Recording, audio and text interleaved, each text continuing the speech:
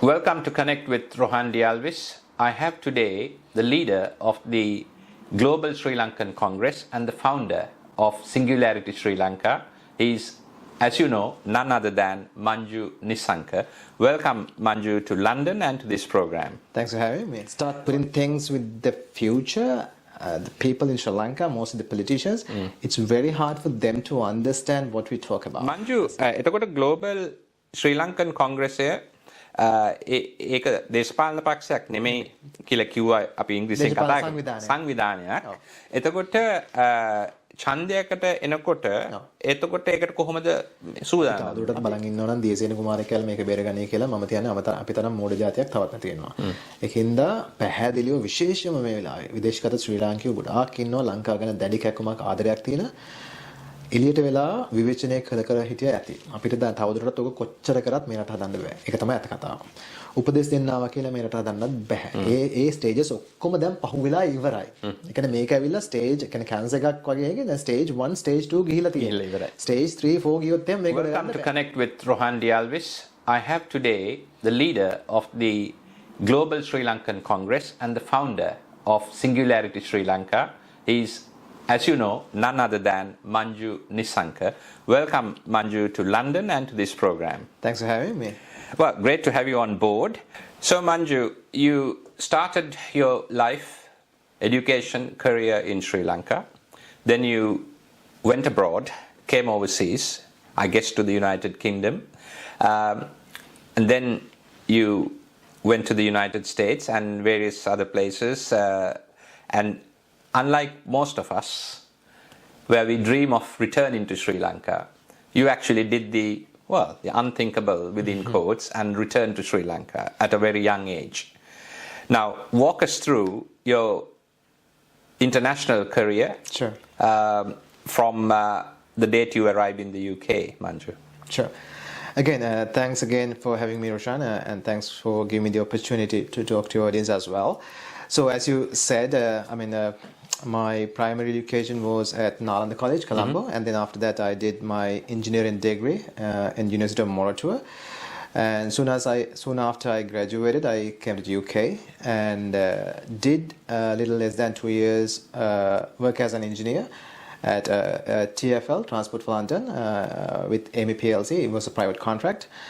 And then I actually did my master's in finance at City University London. So soon as I graduated, thereafter, I was headhunted by Bank of America Merrill Lynch in London in the investment banking sector. And then did maybe like 1.5 years in the UK in London branch. And then I think, during that period, I was working with a US team. So I think because I performed well, so they actually wanted me to come and join with them in their New York branch. Just to interrupt you, this is something that we call meritocracy in the international arena. Absolutely. Something that you may want to bring back to Sri Lanka. This is one of the reasons actually I wanted to leave Sri Lanka as well back in the days, because even though I was like young, but I still felt I have a bigger potential in the capacity, but I kind of knew, given that we're not coming from, we just come from a middle class family, right? So in Sri Lanka, typically, if you wanted to achieve your dreams, right, then obviously you have to have a contacts. Absolutely, contacts and strings, right? So that's why I wanted to come and develop my career and my life in the western part of the world, because that's something that I believed in, meritocracy, right? Which actually happened in my life. I have like a first-hand experience in my life. So did a couple of years, less than 2 years in London, and then they asked me to come and join in the New York head office. Went there, did a couple of years, and became like a vice president as well. Did telecommunication, energy, commodities, etc., a few other things as well, financial institutions. So this was at Bank of America Merrill Lynch. Bank of America Merrill Lynch, yeah, that's right. The second biggest investment bank in the world. And then again, it's all relative, but then I think I became a little successful in my career and in my finances as well. So then I decided to, I kind of felt like money is not everything. That's not, you wouldn't be able to find the happiness that you're looking for just by, earning a lot of money or collecting a lot of wealth. So then I was having like a little like what next moment. But during that time, I was having like my own consultancy firm as well, like investment consultancy firm.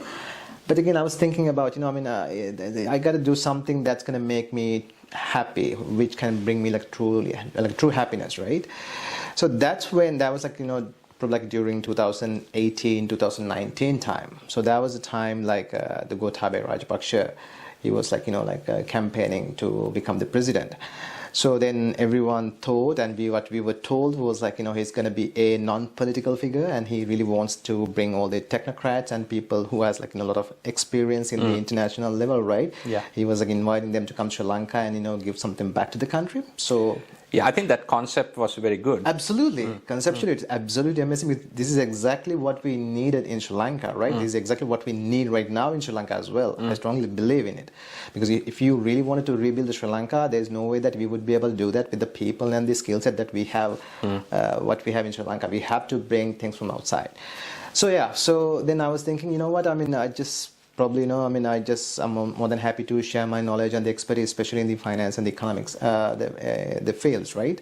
So then I did like a proposal and I put it forward to the Presidential Secretariat. Back then, this was 2019. So I think it went all the way up to, there was like a special council back then, I think there was like a 3-people council. They were the one who actually appointed all the heads of the government institutions, right? So my proposal went to that particular committee or the council, and then I think one of the members, Dr. Nala Godeheva, he was not the minister because it was before the general election. So then he spoke to me and he said the proposal was good, and he said, he actually asked me to send my resume, right? So which I did, and then he forwarded that to the president, GR, and then apparently he said, he was impressed with my resume, and he said, just like keep him in the loop. So once we form the government, we can bring him as So this was prior to the election? Prior to the general election, after the presidential election. I see. Right. I get once it. he became the president. Yeah, that's right. So then they had the general election as well, and then Nalaka Godeheva, he also won. So this is not nothing to do with politics, because I didn't have any political, any like a sort of a connection, so nothing in the Sri Lankan soil, right? I just really wanted to give my professional expertise to my country. So, and then soon after they formed the government, first they appointed me as an advisor to Nalaka Godeheva's ministry as an investment advisor and the chairman of the investment appraisal committees. And then at the same time, they appointed me to an economic advisory committee that was formed at the Presidential Secretariat, which was chaired by the then Presidential Secretary P.B. Jayasundara, right? So I went for the first meeting. So I took like a good 40 minutes and did like a presentation about, because something that I always believe in is like, in order for you to build a country, you have to have a solid foundation with like national policies, right? You're supposed to know how you build your economy, your capital markets, and then your energy independence and your food security, etc., etc. So I was talking about like a short, medium term and long term policy framework that could be suited for the Sri Lankan economy.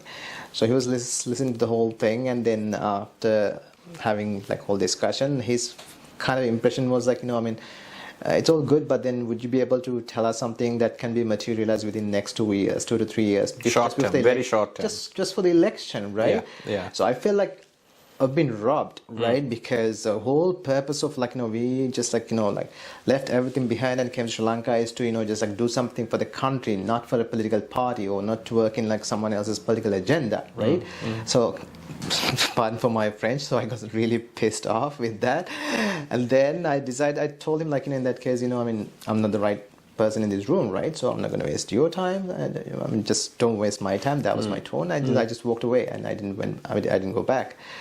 But then did a couple of months at the ministry as well as an advisor, but still I just like felt, I kind of knew, so first we just like, as an outsider, we like just criticize things in Sri Lanka, thinking of, okay, it will be heard and then these people will change, right? But never happens, right? It never happens. Then we try to then you try to become like an advisor and then try to advise them and try to make some changes. So make the change from within. Right, but that's also exactly, and it didn't happen, and it doesn't happen. I mean, it won't happen, right? I'm like, I have like a very first-hand experience with these politicians, right? And then I decided, you know what? In that case, if we really wanted to make a change, right, we have to just like take the leadership, and then we have to give the leadership, and we have because a couple of things that I have realized was like. So basically, as like global citizens, right? I mean, we always see the global economy in like the futuristic perspective, right? So when we start putting things with the future, the people in Sri Lanka, mostly the politicians, it's very hard for them to understand what we talk about. It's a very classic example, right? I mean, if you look at the very first budget they put together back in 2020, right? It was purely focusing on the past of Sri Lanka, right? Not focusing on the future. But then obviously, if you really wanted to build a country, you have to focus on the future, right? That's critically important. The classic example is if you tell me like, you're doubling your economy within next 10 years, right? Then obviously you're supposed to know where the future markets are, right? So as of today, the global economy is like $93 trillion, right? Within next 5 years, within next six years, it will be $125 trillion economy. So there will be like another $30 trillion will be added to the global economy. About 90% of them comes from the technology-related industries, right? So without focusing that, right? Without putting your labor force into that particular stream, without you preparing your school systems and the education system into that labor force, right? There's no way that you're going to win the world market, global market. And that means, you won't be able to double your economy within 5 to 10 years. Those are just words.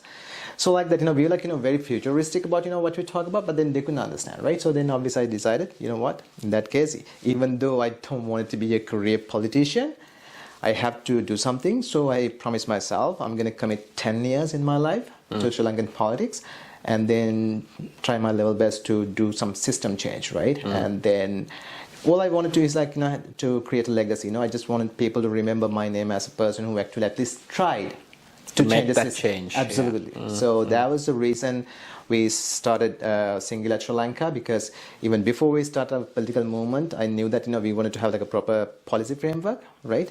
So the whole purpose of creating the Singular Sri Lanka was like to put a think tank together to to gather like a lot of people like around the world who actually wanted to be part of this thing.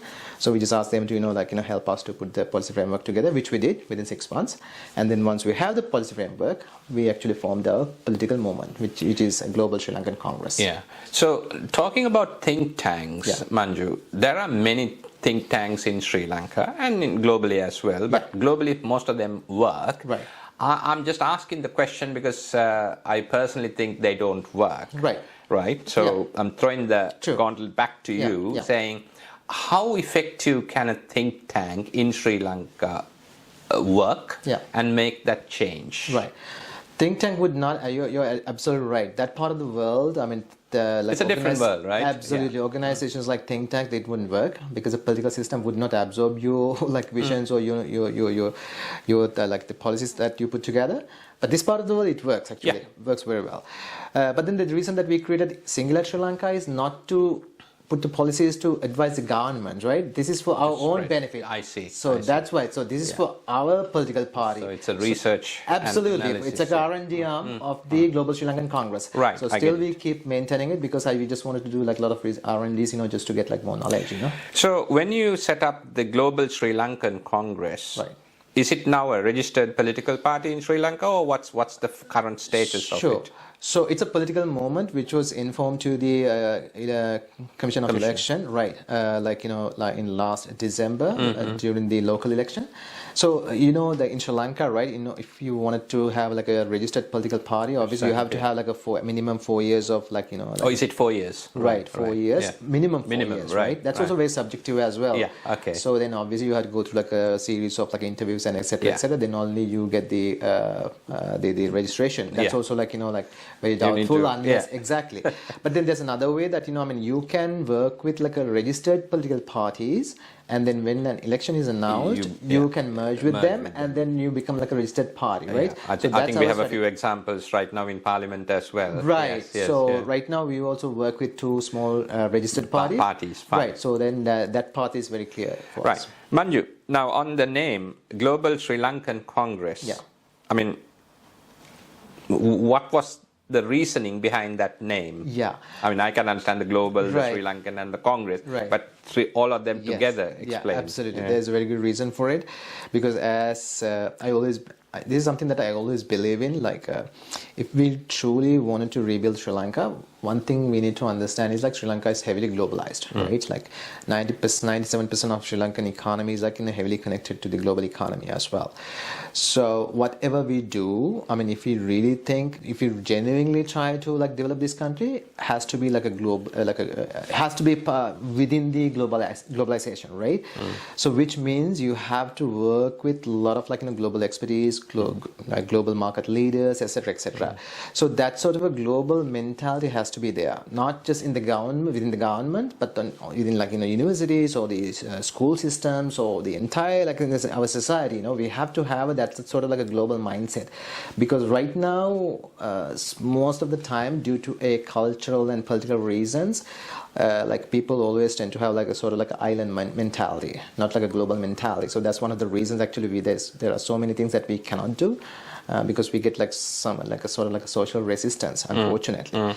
So that was one of the reasons. And at the same time, I strongly believe in like, there's a lot of like good people, good Sri Lankans who actually live abroad and who really wanted to do something for the country, right? So I just want them to be part of it, right? I just want them to be proud of, what they do for the country, right?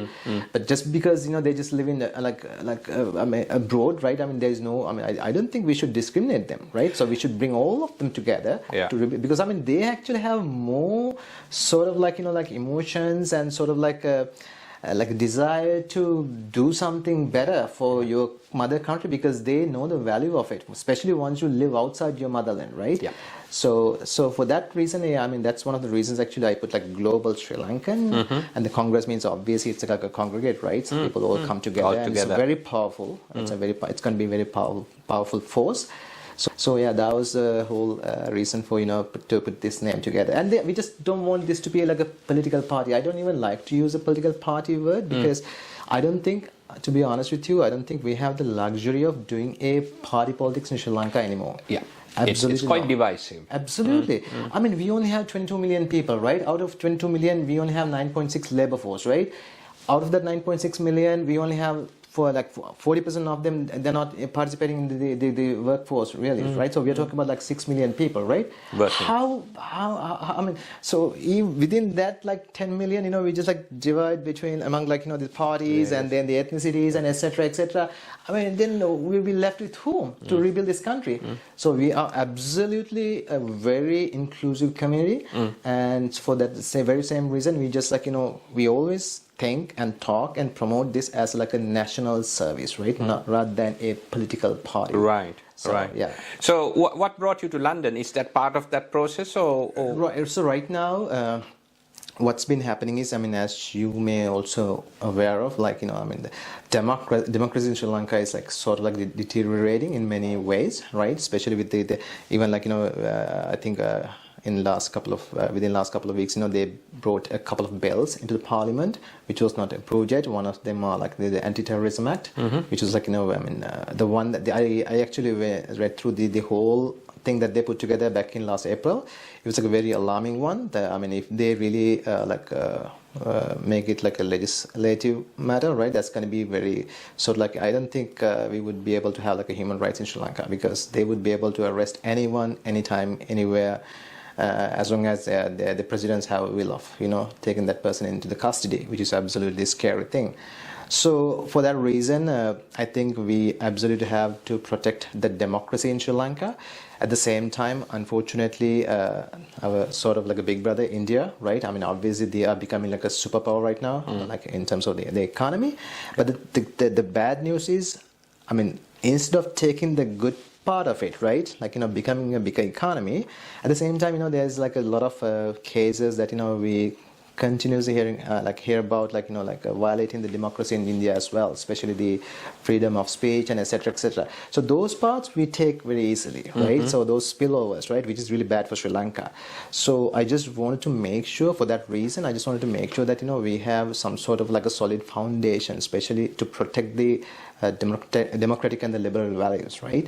So one of the reasons for this particular sort of the journey or the trip to the Europe was we were invited to meet multiple liberal democratic parties who actually represent the European Parliament. Right. So I'm meeting one party tomorrow in Luxembourg, and after Hungary, Budapest, and then Switzerland, and then Netherlands as well. So yeah. So it's a good pan-European tour, making connections with various people, right? Right, because at this point, I mean, the Europe is the most Europe is the most sort of geographical entity that we can rely on when it's come to liberal democratic values. Not even the US or Japan or Australia, So yeah. Because the term liberal democracy also has been hijacked and diluted. 100%. Even in the US. Even in the United States, absolutely. Yeah. So I think now one thing that bothers me, and I need to ask you that question, and that is, you're talking about Sri Lanka connected to the world. Well, yeah. Even in countries like the United States with Donald Trump and so on, various others in Europe as well, from the commercial word of the opposite of outsourcing, nationalism, insourcing, which leads to nationalism. The insularism is growing, even in Germany, sadly, and that's dangerous. In other countries as well, which have had good liberal democracies. So basically, aren't you swimming against a potential tide in the global world? Not really. I mean, we're not talking about going becoming 100%, 200% globalization of a nation, right? At least in order for us to get into, because right now the water is above the nose, right? Yes. So first of all, you have to breathe, right? Get the water beneath your nose, right? Yeah. So in order for us to do that, and in order for us to stand on our solid feet, right, you had to be part of globalization, unfortunately, right? So that's what we're talking about, So it's more a trade and cultural policies, I guess, in connecting to the world. Absolutely. Making use of the technology, the developing technologies, fundamentals, and so on. To get the capital, to get the technology, to get the knowledge. Those three. The only way that we can with these three, right, in short term and medium term, is by being part of the globalization. So that's a very pragmatic policy. Right. Yeah. But once you stand on your feet, solid, right, then obviously there are so many things that you can do to protect your own interest and things like that. Obviously, as a nation, we have to have our national interest as well. Sure. Right? This is something that's very much important when it's come to our foreign policy, right? But even before that, obviously, we have to put the 3 meals on the table. Right? Yes.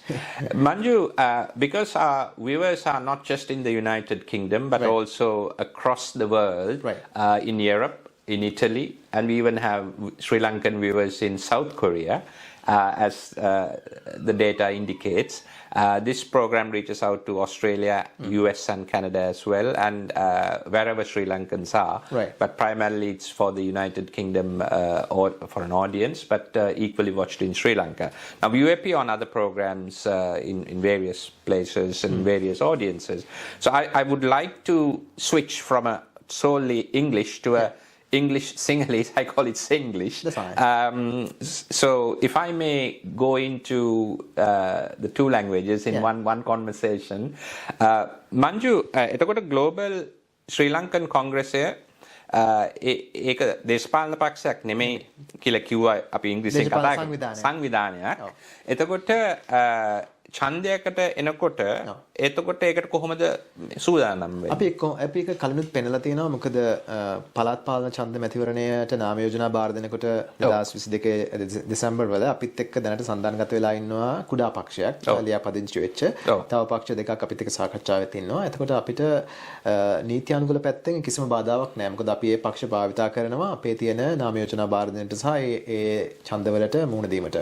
ඔව් දැන් ඒ වගේ පූර්වාදර්ශ තියෙනවා ලංකාවේ පාර්ලිමේන්තුවේ මේ කැඩී ආපු කට්ටිය මේ විශාල පක්ෂ වලින් ඒ නම් අරගෙන එවන් ගියා. හරි. ඒක හොඳ පිළිතුරක්. මොකද මට ඒක පැහැදිලි තිබුණේ නැහැ. ඒකයි මම ඇහුවේ. එතකොට මංජු representative democracy ගැන ඔබ කතා කරනවා. මම හිතන්නේ ඒක මම නිවැරදි කරන්නේ ජනතාව නියෝජනය කරන ප්‍රජාතන්ත්‍රවාදය. නියෝජිත ප්‍රජාතන්ත්‍රවාදය තමයි හරිම වචනේ. හරි. නියෝජිත ප්‍රජාතන්ත්‍රවාදය. ඒක ගැන අපිට පොඩ්ඩක් කියන්න. මොකද දන්නවද? මගේ පොඩි හැකයක් තියෙනවා.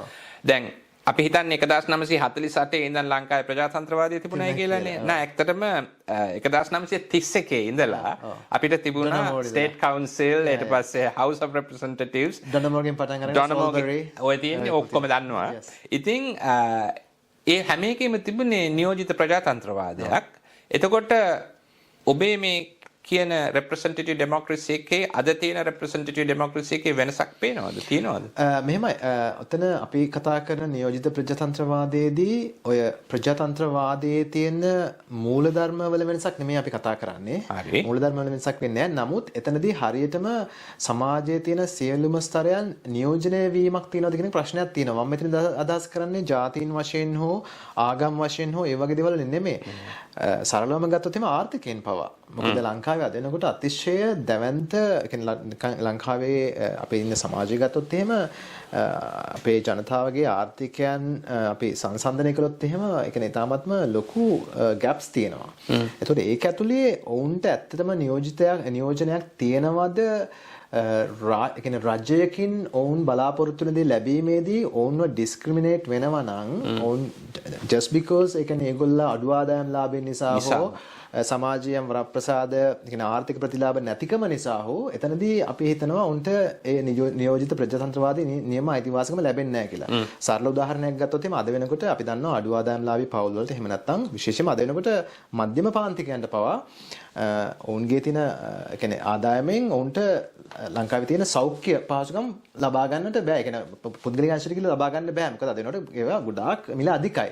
ඒතකොට එහෙම වුණාම උන්ට රජේ රෝහල් වලට යන්න උනහම රජේ රෝහල් වල තියෙන තත්ත්වය අපි ඔක්කොම දන්නවා. ඉතාමත්ම අවාසනාවන්ත තත්ත්වයක් තියෙනවා. ඒ කියන්නේ අපේ කාර්ය මණ්ඩලයේ දොස්තරවරු සහ ඒ කියන්නේ අපේ තියෙන හෙදියන් ඉතාමත්ම ලොකු වෙහසක් දරනවා. නමුත් අවශ්‍ය මූලික පහසුකම් සහ බෙහෙත් හෙත ආදී නැතිකම නිසා අර ඒ ආදායම නිසා ආර්ථික මට්ටම එක්තරා හොඳ මට්ටමක නොපැවැත්වීම නිසාම උන්ට මූලික අයිතිවාසිකම් නොලැබී යෑමේ ප්‍රවණතාවයක් තියෙනවා. ඕක ඒ කියන්නේ ආහාර වලට ගියත් හැම තැනකටම ඒ කියන්නේ මූලික අවශ්‍යතාවලට නිවාස, ආහාර සහ සෞඛ්‍ය මේ හැමදේම බලපාන පටන් ගන්න තියෙනවා. ඉතින් අපි දකින්නේ ඕකත් ප්‍රජාතන්ත්‍රවාදී කොටසක් කියලා. ඒතර උන්ටත් සැබෑ නියෝජනයක් ඒ කියන්නේ මූලික මිනිස් අවශ්‍යතා සපුරා ගැනීමේ නියෝජනයක් තියෙන්නට ඕනේ ප්‍රජාතන්ත්‍රවාදී රටක් නා. Right to a basic living lifestyle. ඒ කියන්නේ එතනින් අපි කියන්නේ නැහැ රොෂන් දැන් අපි හිතමු දැන් මම සරල උදාහරණයක් ගත්තොත් එහෙම අපි දැන් මේ රටවල අපි කරනනේ teeth whitening කරනවානේ හරිද මම කියන්නේ අපි හැමෝටම මේ නොමිලේ teeth whitening කරන්න දෙන්න ඕනේ කියලා නෙමෙයි නමුත් අවුරුද්දකට වතාවක් දෙන අර basic hygiene වල අපි දත් සුද්ධ කරගන්න වැඩවල ටික ඒ ටිකට අයිතියක් තියෙන්නට බෑ අන්න ඒ දේවල් තමයි අපි මේ නියෝජිත ප්‍රජාතන්ත්‍රවාදයේ හරි විදිහට ස්ථාපනය කරනවා කියන එක අදහස් කරන්නේ. එතකොට ඔබ අදහස් කරන්නේ මේ නියෝජිත ප්‍රජාතන්ත්‍රවාදය ස්ට්‍රීම්ලයින් කරන්න. ස්ට්‍රීම්ලයින් කරන්න සහ ඔප්ටිමයිස් කරන්න. පැහැදිලි කරන්න. හරියටම හරි. ඒක හොඳ පිළිතුරක්. මොකද මට ඒක පොඩි අපහැදිලියක් තිබුණා. මොකද අර ටික මට කියන්න ඕනේ. ඒ කියන්නේ සියලුම ජාතීන් නියෝජනය වෙන විදිහට සහ ආගම් නියෝජනය වෙන ඒවා ෆන්ඩමෙන්ටල්ස් ඒවා බේසික්ස් ඒවා වෙනස් කරන්න යන්නේ නැහැ. එතනින් එහාට ගිය අපිට මගහැරිච්ච කොටසක් තියෙනවා අපි කතා නොකරපු සහ කතා නොකරන. එතකොට ඇයි ඔබ පිටරටින් ලංකාවට ඇවිත් ආපු කෙනෙක් හැටියට මම අහන්නේ ඔබට ඒක පෙනුනට ලංකාවේ සිටින දේශපාලන කෙනෙක් පේන්නේ නැහැ නේද? දකින්න උත්සාහ කරන්නෙත් නැහනේ. උත්සාහ කරන්නෙත් නැහැ. පේනවා ඇති. පේනවා ඇති. මොකද ඇත්තටම ඔවුන් දේශපාලනය කරන්නේ මුදල් ලිපීමේ රැකියාවන් විදියටනේ. ඒකට සම්පූර්ණයෙන්ම ඔවුන්ගේ අරමුණු සහ ඔවුන්ගේ මොනවද ස්ට්‍රැටජිස් ස්ථානගත වෙන වෙනස් තැන්වලනේ. දැන් අපි උත්සාහ කරන්නේ දේශපාලනයෙන් මුදල් හම්බ කිරීම නෙමෙයි අපි මුදල් හම්බ කරලා තියෙනවා අපේ වෘත්තිය යනවාද. ඒතර අපි දේශපාලනයට එන්නේ ඇත්තටම දේශපාලනයක් කරන්න. ඒ කියන්නේ genuinely මේ රටට වැඩක් කරන අදහසකින්. එතනදී ඒකේ සම්පූර්ණ මේ ප්‍රශ්න දකින්න විදිය සහ ප්‍රශ්න කතා කරන විදිය සහ ඒවට විසඳුම් හොයන විදිය සම්පූර්ණයෙන් වෙනස්. ඉතින් උතන තමයි මූලිකම ගැටලුව තියෙන්නේ. උන්ට තමන්ගේ රැකියාව අතහැර ගැනීමේ බැරි ප්‍රශ්නයක් තියෙනවා. මොකද උන්ගේ සර්වයිවල් එක නැති වෙනවා ඒක. මොකද ඒගොල්ලන් රැකියාවක් හැටියටයි දේශපාලනය කරන්නේ මුදල් හම්බ කිරීමේ රැකියාවක් ලෙස. රැකියාවකට වඩා මුදල් අතිශය මුදල් ලාභ ලැබීමේ රැකියාවක් ලෙස තමයි උන් දේශපාලනය තෝරාගෙන තියෙන්නේ. ඒක හරහානේ දූෂණය කියන එක අතිශය එහෙවහ ගිහලා ලංකාවේ මේ ඇතිලා තියෙන සම්පූර්ණ ආර්ථික පරිහානියට ප්‍රධානතම හේතුවක් බවටත් මේ වංචා දූෂණ කියන එක පත් වෙලා තියෙන්නේ. එතකොට මේ ප්‍රශ්නේ ඔබ ඒ ස්ථාවරයෙන් මම ප්‍රශ්නයක් අහනවා. එතකොට අනාගත පාර්ලිමේන්තුවේදී ඔබගේ ඒ ඉන්පුට් එක නිසා ඕක වෙනස් කරන්නේ කොහොමද? අනිවාර්යයෙන්ම කරන්නට ඕනේ. එතනදී අපි ලොකු ව්‍යවස්ථා සංශෝධන වලට යන්න උත්සාහ කරන්නේත් නැහැ. හැබැයි එතනදී දැන් අපි ඉදිරිපත් කරලා තියෙන අපේ ප්‍රතිපත්ති වල කතා කරන ප්‍රධානම දෙයක් තමයි ලාභ ලබන රාජ්‍ය ආයතන ගොඩක් ඒවා අනිවාර්යයෙන්ම පෞද්ගලීකරණය කරනවා කියන එක. මම ඒකට එන්න හිටියේ. නමුත් ඔබ දැන් කතා හරි. එතනදී ඒ කරන්නෙම පළවෙනි දේ තමයි මොකද ඔය ලංකාවේ දේශපාලනෙන්න ගොඩාක් අය එන්නේ ඇත්තටම බිස්නස් කරන්නනේ. ඒතර ඔය බිස්නස් කරන්න හම්බ කරන්න තියෙන ප්‍රධානතම ක්‍රමයක් තමයි ඔය ලාභ ලබන රජය හරහා තියාගෙන ඉන්න දේවල් පවත්වාගෙන යමින් ඔය පෝර්ට්ෆෝලියෝස් ටික බදාගෙන ඕක හරහා පුළුවන් තරම් සල්ලි හම්බ කරන්න උත්සාහ කරන එක. දැන් අපි කියන්නේ දේශපාලනයට එන අය විශේෂයෙන් පාර්ලිමේන්තුවේ එන අය එන්නට ඕනේ නීති අවශ්‍ය කරන නීති සහ ප්‍රතිපත්ති සම්පාදනය කිරීමට පමණයි. ඒක it's a legislative arm. හරිද? ඒතර පෝර්ට්ෆෝලියෝස් රන් කරන්න නෙමෙයි එන්න ඕනේ. ඕගොල්ලන්ට පෝර්ට්ෆෝලියෝ රන් කරන්න ඕන නම් අපි කියන්නේ කම්පැනි එක කියලා CEO කෙනෙක් වෙන්න. හරිද? මේක මෙතනට එන්න ඕනේ නෑනේ. ඒතර අපි ඇත්තටම කැබිනට් එක කියන එක පාර්ලිමේන්තුවෙන් එළියට ගන්නට යෝජනා කරනවා. සාපේක්ෂ කරනවා. ඒක කරන්නේ ආයි ව්‍යවස්ථා සංශෝධන ඕනේ නෑ. මොකද 1977 ජේ.ආර්.ගේ ව්‍යවස්ථාවෙන් පස්සේ ඌට කියන්නේ රටේ ජනාධිපතිට අයිති තියෙනවා සභාපතිවරුන් සහ ලේකම්වරුන් පත් කරන්න. එතනදී අනිවාර්යයෙන්ම පාර්ලිමේන්තුවේ ඉන්න අය වෙන්න ඕනේ නැහැ. පිටින් එන අය කැබිනට් එකට ඇමති කෙනෙක් දාන්න ඕනේ පාර්ලිමේන්තුවේ ඉන්න කෙනෙක්. හැබැයි ඒක නොමිනල් තියාගන්න පුළුවන්. මොකද අපි ඒක හොඳටම දැක්කා පහුගිය ආණ්ඩුවලදී ජනාධිපති කියන්නේ රාජ්‍ය ඇමතිවරු නිකන් නාමිකව දාලා නමුත් සම්පූර්ණ වැඩේ කරගෙන යන්නේ සභාපතිවරුන් සහ ලේකම්වරු. ඒක අපි කියන්නේ ඒක හරියට කරනවා. ඒතකොට අර කැබිනට් එක හරියට පාර්ලිමේන්තුවෙන් එළියට එනවා. ඒතකොට එහෙම වුණාම එතනට තෝරගන්න නැත් අනිවාර්යයෙන්ම අර මෙරිටොක්‍රසි කරා තමයි තෝරගන්න වෙන්නේ. මොකද හොඳට perform කරන්න වෙන්න එපා. ඊට පස්සේ ඒගොල්ලෝ මොනවා හරි හේතුවක් නිසා හෝ ඒ දේ කරගන්න බැරි වුණොත් ඔවුන් ජනාධිපතිට සහ පාර්ලිමේන්තුවට සහ අධිකරණයට තුනටම වග වෙනවා. ඒ කියන්නේ checks and balances ඒ කියන්නේ මොනවාද මේ ප්‍රෙසිඩන්සි එකටයි මේ ලෙජිස්ලේටිව් ආර්ම් එකටයි ජුඩිෂියරි එකටයි ඔක්කොටම ඒගොල්ලෝ accountable වෙනවා. ඒතකොට ඒක හරහා අපිට පුළුවන් වෙනවා හොඳ ඒ කියන්නේ කරන පෝර්ට්ෆෝලියෝ මැනේජ් කරන එකත් ඒ කියන්නේ දූෂණය සහ වංචාව කියන එක අවම කරගෙන යන්න. එතනදී එතකොට පාර්ලිමේන්තුවට එන්නේ එන අය ඇත්තටම එන්න වෙන්නේ. ඒතර ඒගොල්ලන්ට මුකුත් අර පෝර්ට්ෆෝලියෝස් කියන වලකට හම්බෙන්නේ නැහැ නේ. ඒක සල්ලි හම්බ කරන්න කිසි මොටිවේෂන් එකක් නැහැ මේක ඇතුලේ. ඒතර එහෙම පාර්ලිමේන්තුවට ඇත්තට එන්නේ රටට වැඩක් කරන්න කැමති මිනිස්සු ටිකක් විතරයි. අපි අන්න ඒ වගේ සංස්කෘතියක් මේක ඇතුලේ හදලා ගන්නට ඕනේ. ඒක තමයි අපි යෝජනා කරන ඒ කියන්නේ ප්‍රධානතම කාරණා 20න් එකක් වෙන්නේ. හරි. එතකොට ඒ පාර්ලිමේන්තුව ගැන අපි කතා කළේ. නමුත් පාර්ලිමේන්තුවට අභ්‍යන්තරව රජයේ ශ්‍රී ලංකා ඇඩ්මිනිස්ට්‍රේටිව් සර්විස් එක ඉන්නවා. ඒ කියන්නේ මම මේ ජෙනරලයිස් කරන විදිහට කියන්නේ පර්මනන්ට් සෙක්‍රටරි ඉඳන් ග්‍රාම සේවක දක්වා ඒක තමයි ලක්ෂ 16ක් අදනකොට. ලක්ෂ කීයද? 16ක්. ලක්ෂ 16ක් රජයේ සේවකයෝ ඉන්නවා. දැන් ඒගොල්ලන්ුත් එක එක පරිමාණ වලින් දූෂිතයි නැත්නම් කරප්ට්. පැහැදිලිව. ඒ කියන්නේ රුපියල් 100 ඉඳලා නැත්නම් 1000 ඉඳලා මල්ටි මිලියන්ස් වලට වෙනකම් මේ දූෂිතත්වයේ තියෙනවා. ඒක හදන එකත් ලොකු අමාරු කාර්යයක් නේද? ඔව් මේ මුළු සිස්ටම් එක සම්පූර්ණයෙන්ම මේ දූෂණය වෙලා තියෙන අඩු වැඩි වශයෙන්. මේක ඇතුළේ හොඳ මිනිස්සු කීපයක් ඉන්නවා. අනිවාර්යයෙන්ම අපි මෙතන අයින් කරලා කතා කරන්නේ. නමුත් සමස්තයක් ලෙස ගත්තාම මේ රොෂන් කිව්වා වගේම හරියටම ඇත්තටම ඒ කියන්නේ මොකද්ද නගර සභාවේ ඉන්න PN ගෙදලා ඒ කියන්නේ ෆයිල් එකක් මේ මේසෙන් ඉඳලා එහා මේසට ගෙනියන්න එකෙත් එතනත් පගාවක් තියෙනවා. ඉතින් ඒ ලෙවල් එකේ ඉඳලා දේශපාලඥයන් දක්වා මේ දූෂණය කියන එක අතිශය හේවහා ගිහිල්ලා තියෙනවා. ඒකෙන් දන්නේ රට මේ තත්ත්වයටපත් වෙලා තියෙන්නේ.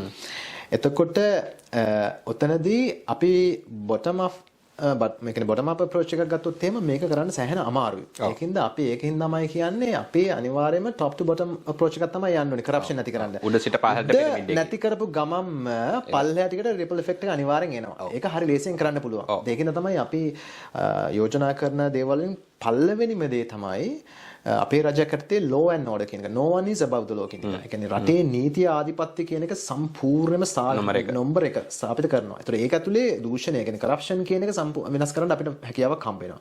එතකොට උඩ ඉඳලා ඒ කියන්නේ තමන්ගේ තරාතිරම නොබලා නීතිය ක්‍රියාත්මක කරන්න පටන් ගත්තාම මේක රටේ ජනාධිපතියෙන් ඉඳලා පාර්ලිමේන්තු මන්ත්‍රීවරුන්ගෙන් ඉඳලා එතනම පටන් ගන්න ඕනේ අපි. ඊට පස්සේ වැරදි කරලා තියෙන අයට ඒ ලෙවල් එකේ ආයගෙන තමයි අපි පටන් ගන්නත් ඕනේ. ඒ කියන්නේ අපිට මිනිසුන්ට පෙන්වන්න එපා. ඒ කියන්නේ අපි මේ කියන්නේ ආදර්ශයෙන් පෙන්වන්න එපා අපි මේක කරනවා කියලා. ඒතර එහෙම කරාම අර යට ටික ඔක්කොම හැදීගෙන යනවා. එතකොට අපි බලාපොරොත්තු වෙන ගන්න ප්‍රවේශයන් වගේ දෙයක්. හරි. ඒක මොකද මට අහන්නම ප්‍රශ්නයක් තමයි ඒක මේ කරප්ෂන් ගැන. එතකොට තුන්වෙනි ඒක තමයි කරප්ෂන් වල රටවැසියෝ හැටියට සමහරලාට අපිත් දූෂිතයි නේද? ඔව්. ඉතින් පොලිමක ඉන්නකොට පොලිමටත් කීයක් හරි දීලා පොලිමත් පයින් උත්සාහ කරනවානේ. ඒක වෙලා තියෙන දැන් උඩේ ඉඳලා ඔක්කොම ඒ කියන්නේ ඔය ඔක්කොම වෙන්නේ රටේ නීති ආධිපත්‍ය බිඳවට නම් පස්සේ. දැන් රොෂන් අද වෙනකොට පාරේ මොකක් හරි ප්‍රශ්නයක් වුණොත් එහෙම මිනිස්සු පාරේ එවලෙම ගහගෙන ඒ ප්‍රශ්නේ විසඳගන්න හදනවානේ පොලිසියට යන්නේ නැතුව. හේතුව මොකද්ද? විශ්වාස නැහැනේ. මිනිසුන්ට නීතිය ක්‍රියාත්මක වීම පිළිබඳ විශ්වාසයක් නැති වෙලා තියෙනවා. ඉතින් ඒ தત્ත්වය සම්පූර්ණ මේක තාමත්ම ඛේදවාචකයක්. කියන රටක් විදිහට නීතිය ක්‍රියාත්මක කරන ආයතන පිළිබඳ විශ්වාසය බිඳ වැටුනොත් එහෙම මම හිතන්නේ ඒක රටකට ඉතාමත්ම අහිතකරයි. ඒ කියන්නේ ගරු අධිකරණය ගැන අපිට ලොකු දැඩි විශ්වාසයක් තියෙනවා. මොකද අපි දන්නවා පහුගිය කාලේ පුරාවටම ජනතාව පැත්තේ ඉඳලා මේ ගොඩාක් තීරණ ලැබුණා මේ වගේ කියන්නේ සමාජ ප්‍රශ්නවලදී. නමුත් විශේෂයෙන්ම ලංකාවේ පොලිසිය ගත්තොත් එහෙම ගොඩාක් චෝදනා තියෙනවා. ඒ කියන්නේ නීති හරියට ක්‍රියාත්මක වෙන්නේ නැහැ කියලා. ඒතකොට ඒ අවස්ථාවලදී අධිකරණයත් අසරණ වෙනවා. මොකද අධිකරණයට තීරණ දෙන්න වෙන්නේ ඇත්තටම පොලිසිය විසින් ගොනු කරන සාක්ෂි මතනේ. ඒකට අන්න ඒ විශ්වාසය ගොඩනැගීම තාමත්ම ඒ කියන්නේ එතන හැදෙනකන් සාමාන්‍ය ජනතාව හැදෙන්නේ නැහැ. ඉතින් එතනදී අපි ඇත්තටම අපේ ලොකු අරමුණක් තියෙනවා අපේ රජයක් කරතේ අනිවාර්යයෙන්ම ලංකාවේ තියෙන ඔය සියලුම රාජ්‍ය බුද්ධ්‍යංශ සහ රහස් පොලිසිය මේ හැම දෙයක්මත් ප්‍රතිවගත කළ යුතුමයි. ඔවුන් දේශපාලන පක්ෂ වෙනුවෙන් වැඩ කරන්නේ නැතුව රාජ්‍ය වෙනුවෙන් වැඩ කරන රාජ්‍ය සේවාවකට අනුගත කිරීමට. ඒක ගැන ලොකු අවධානයක් යොමු කරන්න සිද්ධ වෙනවා අපිට. ඔව්. එතකොට අපි කතා කළේ මෙතෙක් මංජු representative democracy නැත්නම් නියෝජිත ප්‍රජාතන්ත්‍රවාදය ගැන. එතකොට ඔබ කතා කරනවා socially responsible capitalism. ඒකට සිංහලෙන් මොකක්ද කියන්නේ? සමාජ වගකීමක් සහිත ධනවාදය. සමාජ වගකීමක් සහිත ධනවාදය. දැන් ධනවාදය කියපු ගමන් හුඟ දෙනෙක් බය වෙනවා. ඔයාට ආසාවකුත් නැතුව යන්න පුළුවන්. ඒකත් පොඩ්ඩක් මේ බැලන්ස් කරලා මට කියන්න බලන්න. ඔව් ඇත්තටම ධනවාදය කියපු ගමන්ම අපේ රටට මැවෙන බිල් එකනේ. හේතුව තමයි අර 1977 JR ගේ මේකෙන් පස්සේ ඕපන් මාකට් ඉකොනොමික ගත්තයින් පස්සේ ඒ කියන්නේ විවෘත ආර්ථිකය ගෙනාවෙන් පස්සේ සඳහන් කරේ අපි මේ කරන්නේ මේ ධනවාදය කියලා. නමුත් ඇත්තටම එතන තිබුණේ ක්‍රෝනි කැපිටලිසම්. ඒ කියන්නේ ගජමිතුරුවාදය. ඒ කියන්නේ දේශපාලඥයන් පිරිසක් විසින් Tamanගේ යාළුවන්ට රජය හරහා ලැබෙන සියලුම විශාල ව්‍යාපාර කටයුතු වලට ලබා දීලා රජයේ කොන්ත්‍රාතු ආදී සියලුම දේවල් ඔවුන් ව්‍යාපාරිකයන් බවට පත් කරලා බිස්නස්මන්ලා කරලා entrepreneurs හැදුවේ නෑ ලංකාවේ. බිස්නස්මන්ලා හැදුවා. ඊට පස්සේ බිස්නස්මන්ලා පොලිටිෂියන්ස්ව බලාගත්තා. ඒතර මේ දෙගොල්ලෝ එකිනෙකාව සංතරපණය කර ගැනීමක් තමයි දිගින් දිගටම උනේ. මේක සම්පූර්ණයෙන්ම තියෙන්නේ විවෘත නිදහස් හා තරංකාරදී වෙළඳපළක් ඇතුළේ නෙමෙයි ලංකාවේ. ලංකාවේ open and free market කියන එක නැහැ. ඒතකොට ඒක නැති වුනහම කවදාවත් proper ඒ කියන්නේ හරි විදියට තියෙන ධනවාදය මේ අපිට ප්‍රැක්ටිස් කරන්න හම්බෙන්නේ නැහැ. ඒක ඇතුළේ සම්පූර්ණයෙන්ම ක්‍රියාත්මක වෙන්නේ ක්‍රෝනි කැපිටලිසම් විතරමයි. ඔව් පොඩ්ඩක් මම බාධා කරනවා මෙතන. මොකද මේ ඔය මංජු කියන ඔය ගජමිදුරු ධනවාදය මිලිටරි ආණ්ඩුවක් යටතේ දකුණු කොරියාවෙත් තිබුණා. ඔව්. හරි ඒක හැබැයි දැන් Samsung, GS නැත්නම් Gold Star, Lucky Gold Star ඒ වගේ විශාල කම්පැනිස් ගානක් තිබුණා. ඒ රජයේ අනුග්‍රහයෙන් තමයි ඒගොල්ලන් හැදුනේ. නමුත් ජාත්‍යන්තරව ඒගොල්ලන් ඉන්ටර්නැෂනල් එරීනා එකට එන්න පුළුවන් උනේ ඒ රටේ මිලිටරි ආණ්ඩුව නැවතිලා ප්‍රජාතන්ත්‍රවාදයේ අනුව ලැබිච්ච ආණ්ඩුව වලින් පස්සේ. ඉතින් ඒකේ හොඳ පොයින්ට් එකක් තියෙනවා මෙතන. මොකද හේතුව තමයි මේ රෂාන් අද වෙනකොට කියන්නේ ලෝකේ ව්‍යාපාරයන් ව්‍යවසායකත්වයන් දිනන ප්‍රාග්ධනය කියන එක අතිශය වැදගත් වෙනවා. හරිද? කැපිටල් එක. ඒතකොට කැපිටල් ෆ්ලෝ එක කියන විශේෂයෙන්ම අපි ගත්තොත් equity capital market එකයි debt capital market එක දෙකම අද වෙනකොට මොකද කියන්නේ කැපිටල් ෆ්ලෝ එක ඇත්තටම දැන් මේ කියන්නේ ජාත්‍යන්තර මට්ටමේ සිද්ධ වෙන්නේ. එතනදී ඒ ප්‍රාග්ධන ගලා යෑමේදී අද වෙනකොට අර ethical මේ පැත්ත ගොඩක් يعني ඒගොල්ලෝ හරියට බලනවා. එතනදී ඒ රටවල් ඇතුලේ නීති ආධිපත්‍ය හරියට ක්‍රියාත්මක වෙන්නේ නැත්නම් වංචා දූෂණය සහ මේ ගජමිතුරුවාදය වගේ දේවල් ක්‍රියාත්මක වෙනවා නම් අපි කියන අර accredited investors-ලා ඒගොල්ලෝ එන්නේ නැහැ. ඒගොල්ලෝ එන්නේ නැහැ. එතකොට මෙතන සම්පූර්ණයෙන්ම සිදු වෙන්නේ අර කළු සල්ලි සුදුවීමක් විතරයි.